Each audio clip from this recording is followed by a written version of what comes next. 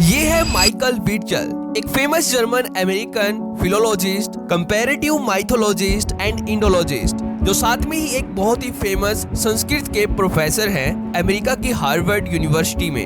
At present में इनकी आयु 80 साल है और इन्होंने अपना पूरा जीवन सनातन धर्म के पवित्र ग्रंथों का अध्ययन करने में समर्पित किया हुआ है। विशेष रूप से वेदों और भारतीय इतिहास पर ये अपनी पूरी उम्र लगा चुके हैं और जहाँ पर भारतीय इतिहास और हिंदुओं पर उंगली उठाई जाती है, वहाँ पर ये अपनी साइंटिफिक रिसर्च के साथ सनातन के गर्वित इतिहास को रिप्रेजेंट करते हैं और विरोधियों का मुंह बंद करने में सफल रहते हैं। लेकिन मैं इनके बारे में आपको क्यों बता रहा हूँ, इसको समझने के लिए सबसे पहले आपको इनसे मिलना होगा। ये है कलश लोग, जिनके बारे में हमने पहले भी बात की हुई है, यानी कि नॉर्थ वेस्ट पाकिस्तान की हिंदू कुश माउंटेन वैली में रहने वाले ऐसे लोग जिनको पाकिस्तानी मुस्लिम्स हिंदू कुश पर्वत के अंतिम हिंदू और ऋग्वेदिक काल के अंतिम काफिर भी कहते हैं।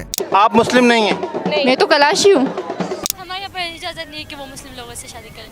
क्या मकसद है, मिलाना लगा के लेकर आए? उधर तो कहा था कि सब जाके लड़कियां पसंद करेंगे। क्योंकि पाकिस्तानी मुस्लिम्स इस बात को पूरी तरह से मानते हैं कि नॉर्थ वेस्ट पाकिस्तान की हिंदू कुश माउंटेन वैली में रहने वाले कलश लोगों के पूर्वज हिंदू ही थे। इसलिए इतने साल बीत जाने के बाद भी आज भी इन लोगों का कलश रिलीजियन हिंदुओं से इतना ज्यादा मिलता है। और इस पूरे मुद्दे पर हार्वर्ड के प्रोफेसर माइकल विट्ज़ल ने अपनी कई सालों की डीप साइंटिफिक रिसर्च करके ये पूरे विश्वास के साथ बताया है कि नॉर्थ वेस्ट पाकिस्तान के हिंदू कुश माउंटेन वैली में जो कलश लोग रहते हैं, उनके संस्कार, देवी देवता और मान्यताएं हिंदुओं के साथ काफी ज्यादा समान हैं, जैसे कि भगवान महादियो और इंद्र की पूजा करना। यानी कि कलश लोग महान दियो नाम के एक देवता की पूजा करते हैं, जो हिंदू धर्म की अन्य भाषाओं में उन्हें महादेव के नाम से जाना जाता है। यानी माइकल ने ये पुष्टि की कि इनडायरेक्टली कलश लोग भगवान शिव की ही पूजा करते हैं, जिनका नाम उन्होंने महादेव नहीं बल्कि महान देव रखा है। और इसके साथ ही ये लोग इंद्र देव की भी पूजा करते हैं। लेकिन कलश लोगों का हिंदुओं के साथ प्राचीन संबंध के बारे में पक्के तौर पर पता लगाने के लिए और माइकल के द्वारा की गई रिसर्च की पुष्टि करने के लिए एक दूसरा फेमस रिसर्चर खुद हिंदू कुश की माउंटेन वैली में गया और कलश लोगों के हिंदू कनेक्शन का गहराई से पता लगाने के लिए वहां पर 30 साल तक रिसर्च की। यानी कि इन्होंने 3 दशक इसी रिसर्च में बिता दिए कि क्या असल में कलश लोग हिंदू हैं या नहीं। और इन 30 सालों में इस रिसर्चर ने ये पाया कि इस्लाम में रूपांतरण से पहले कलश लोग प्राचीन हिंदू धर्म के एक ऋग्वेदिक रूप को ही फॉलो करते थे और इसलिए उन्होंने हिंदुओं के ही समान कई देवी देवताओं को भी स्वीकारा था, जो अदृश्य देवलोक में रहते थे, जैसे भगवान महान देवों और भगवान इंद्र की ये लोग पूजा करते थे, जो आज भी इनकी परंपरा में जीवित है। यानी कि कलश लोग प्राचीन समय में ऋग्वेदिक हिंदू संस्कृति को ही फॉलो करते थे। तो इस रिसर्चर का नाम है रिचर्ड एफ स्ट्रैंड, जिन्होंने अपने 30 साल की डीप रिसर्च करके ये स्वीकार किया कि कलश लोगों के पूर्वज ऋग्वेदिक हिंदू ही थे। लेकिन दोस्तों, यहाँ पर अब महत्वपूर्ण प्रश्न ये है कि पाकिस्तान के हिंदू कुश की पहाड़ियों की सुंदर घाटियों में रहने वाले कलश लोगों के आज के हालात कैसे हैं और क्यों ऐसा माना जा रहा है कि आने वाले अगले 10 से 15 सालों में हिंदुओं की ये प्राचीन ऋग्वेदिक जनजाति पाकिस्तान से पूरी तरह से लुप्त हो जाएगी, यानी इस्लाम में पूरी तरह से कन्वर्ट कर दी जाएगी। रिलीजन क्या है? कलाश, सिर्फ कलाश है। कलाश रिलीजन? हाँ, कलाश रिलीजन है। पहले तो हमारी तादाद बहुत ज़्यादा थी। हम लोगों ने तो पूरी चित्राल में भी 3000 साल हुकूमत की, पर मुसलमानों ने आके बाद में आके जब वो इस्लाम आई तो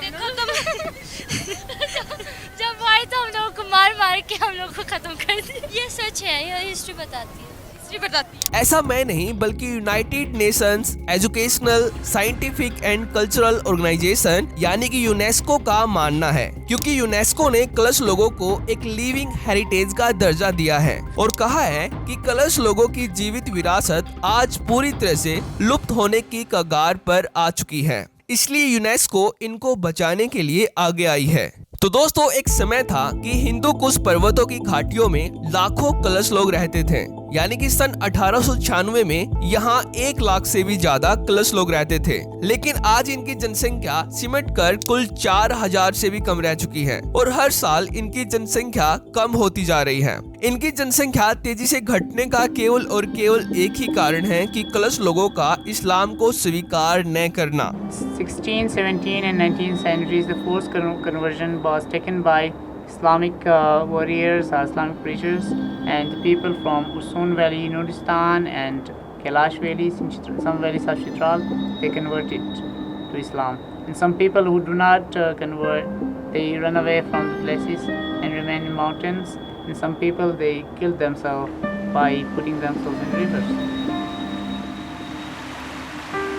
कन्वर्जन का रेशो ज़्यादा होने की वजह से अभी लोग थोड़ा कम रह गए हैं, तकरीबन मोर देन 3800।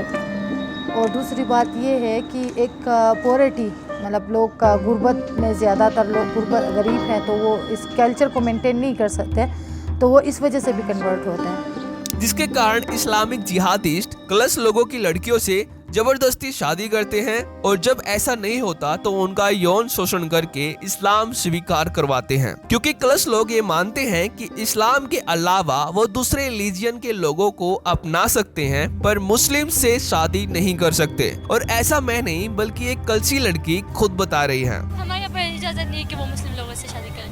क्या मकसद है? मिलाना लगा के लेकर आए, उधर तो कहा था कि सब जाके लड़कियां पसंद करेंगे और वो फेक है। आपने कहा है कि यहाँ पर बस आप अपनी बरादरी के लोगों से शादी कर सकते हैं, तो आपको अगर आपकी ही बरादरी का कोई लड़का पसंद आ जाता है तो वो क्या प्रोसीजर होता है, कैसे शादी करते हैं आप लोग? अच्छा, लड़का पसंद आता है तुम्हें, फॉर एग्जांपल अभी कोई कलाशी लड़का पसंद आ गया, तुम मुझसे शादी करना चाहती हो, तो कैसे बताओगे अपनी अम्मी अब्बू? तो नैन बेटा का कहाँ लगता है, स्कूल में, कॉलेज में, या ऐसे डांस पार्टी में? ज़्यादातर फेस्टिवल्स में। फेस्टिवल में? हाँ। मैं भी कहूँ ये कलाश वाले तुम्हें ऐसे आंखों में आंखें डाल के क्यों डांस कर रहे हैं? ये कहते हैं कि उनको कलाश लोगों को बेच दिया जाता है, लड़कियों को ऐसे बिकते हैं लड़कियां, मतलब कोई भी। और इस लड़की ने ये भी बताया कि किसी कलसी लड़की को अगर किसी मुस्लिम लड़के से प्यार हो जाता है और वे शादी कर लेते हैं तो उस कलसी लड़की को वापस अपने कलसी समाज में आने की अनुमति नहीं दी जाती है, यानी उस लड़की को त्याग दिया जाता है।